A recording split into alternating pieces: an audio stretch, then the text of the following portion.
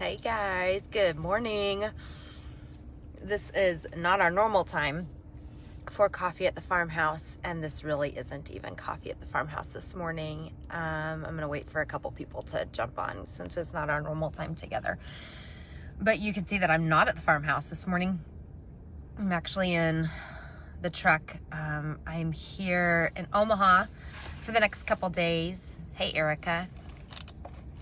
I'm here in Omaha for the next couple days, so we won't be having coffee at the farmhouse this morning, but I wanted to hop on and talk for just a few minutes about the post that I had yesterday about my little white pill. So kind of some exciting news while we're not having coffee at the farmhouse this morning. Hey Jody. I am in Omaha because I am recording the audio book for Midnight Lullabies this week. Wow! So I'm in the recording studio in Omaha here all day today, all day tomorrow. Morning, Gina. And so I'm super excited about that. So not only can you get like the book of Midnight Lullabies in April, but you can also have me read it to you. Isn't that so fun? You can hear my voice. Hey, Allison. Hey, Brittany. Hi, Angie. Yeah, so I'm super excited about it. So not only can you pre-order Midnight Lullabies right now, but you can also pre-order the audiobook of it. So that's super awesome. So anyway, so that's what I'm doing this week. I'm also going to be in Lincoln speaking at a mom-to-mom group this week. I've got some information about that on my page. Yeah, so you take a little blue and white pill too, Linda. So let's just talk about that for a second, because last night, I posted that last night when I was at, hi Erin, hey Carly, good morning. I posted that last night while I was at dance with Nora, and posted it and then like kind of didn't look at it again until later that night. And you guys, I had like over 40 messages in my inbox last night from you guys just saying, oh my gosh, first of all, thank you for saying this. But second of all, like, what do you take? What are you on? My pill isn't white, my pill's blue, or my pill's pink, or whatever it might be. And so I thought that the fastest way to get that kind of information to you would be just to come on here and do a live video. So we're gonna talk about that little white pill. Yeah, right, we aren't alone. That's so true, Carissa and Alicia. Yeah, no shame in it at all. Erica, if you have a group that you think might want me to come and talk, then you should just get them to go ahead and hop onto my website and they can fill out the information for having me come and be a speaker. Okay, so bit of a backstory. My little white pill journey started when I was like 3 or 4 months postpartum with our third baby, Deacon. And I went on Lexapro 10 milligrams. I was on that for a year and then was at a really good place with my depression and anxiety. And so I went off of it at that point. I've been off for almost a year now. And it was just really, really evident to me back in like November, December that I really needed to go back on my antidepressants again. I mean, like I could feel it for a few months coming on, and in the middle of that time when I was off of my Lexapro back last summer, my anxiety really amped up, and I was taking Xanax as I needed it for anxiety, but it really kind of made me sleepy, and I just didn't feel like I functioned as well. Does anybody else have a hard time with that with some of their medication? It just made me really tired. Even if I'd take like a half of a pill, it just made me really sleepy. And so I ended up actually trying to chart when my anxiety was really bad. And there was this pattern that emerged as I was charting it for a few months. And I recognized that my anxiety was like on steroids the week before my period. And so what I ended up doing was I called my doctor and I told them that, and they prescribed me Buspar. Buspirone, I think is the other name for it. And so I take that 2 to 3 times a day as needed the week before my period, but I usually at least take it like at least for sure once or twice a day, like in the morning and the night. And then if I need some in the middle of the day for my anxiety, I'm fine. But this is probably way TMI, but like the second I start my period, you guys, my anxiety totally goes away. Weirdest thing ever, right? It's just totally crazy. But I wouldn't have found that out if I wouldn't have been charting like when I was having these times of anxiety when I was really struggling the most. So I've been on this BoostBar since July. July is when I started it. But then I was just starting to feel totally disconnected. Yeah, that's you, Jessica. Yep. See, and I think that so many more people struggle with it than what they say.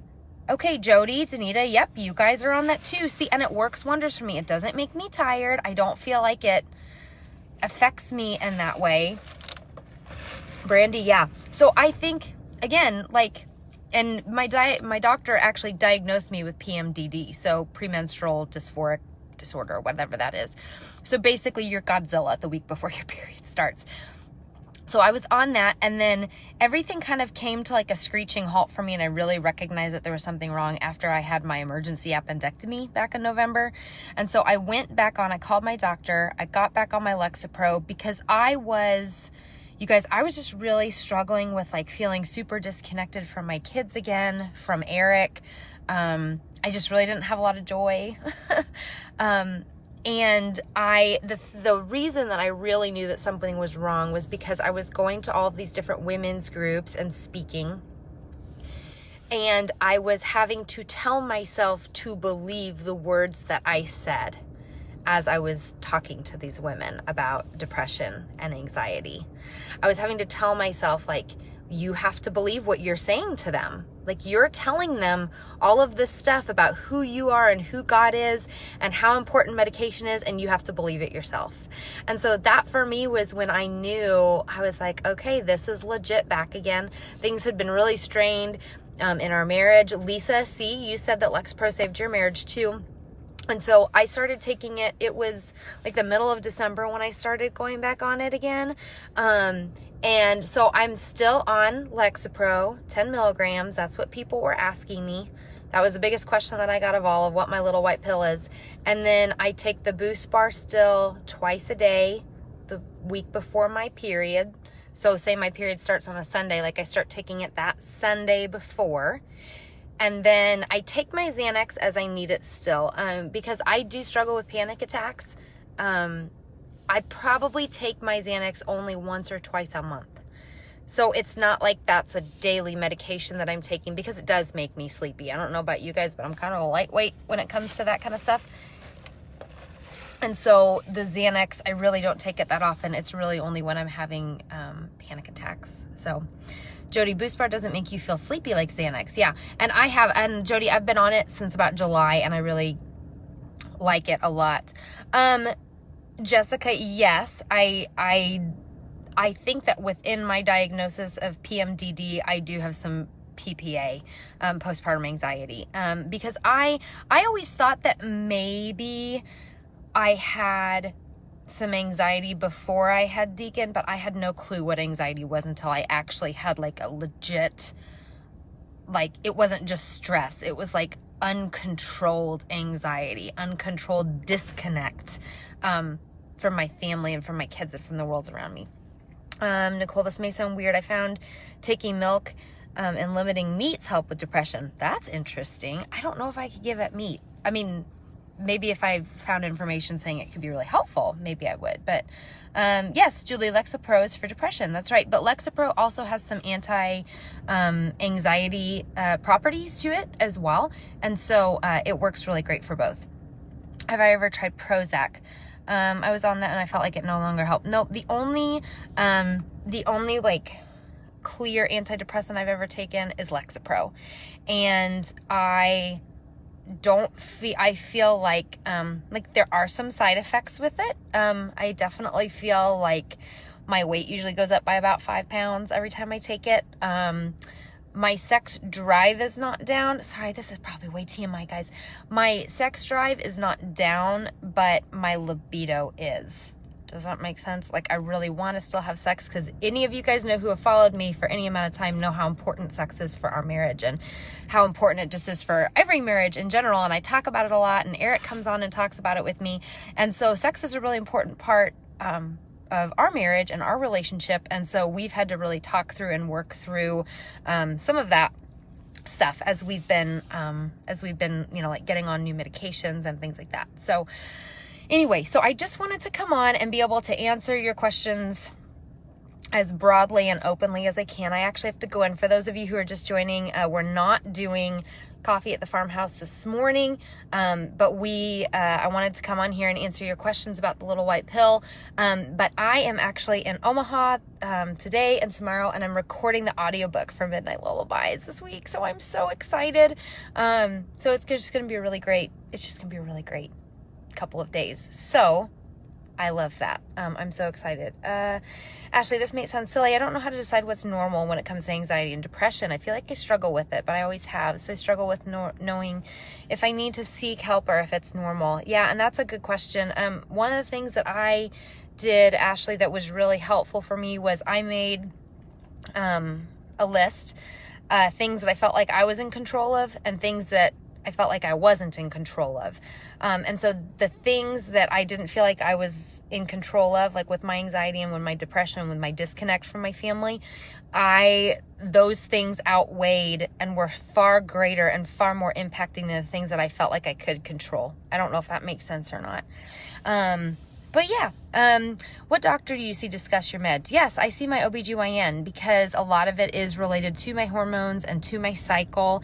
And honestly, I trust my OBGYN. Like, I super, super trust him, and he's fantastic. So, yeah, so I do see my OBGYN for that.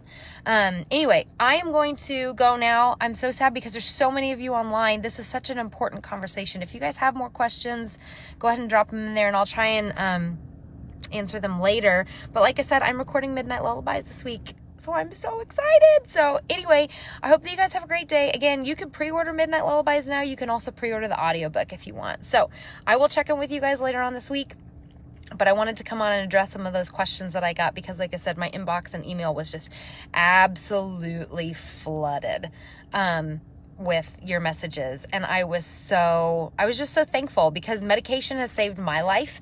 I like the medication I'm on. I'm content with where I'm at right now in that, and so I wanted to be able to empower you with that as well. So anyway, have a great day, guys. Thanks.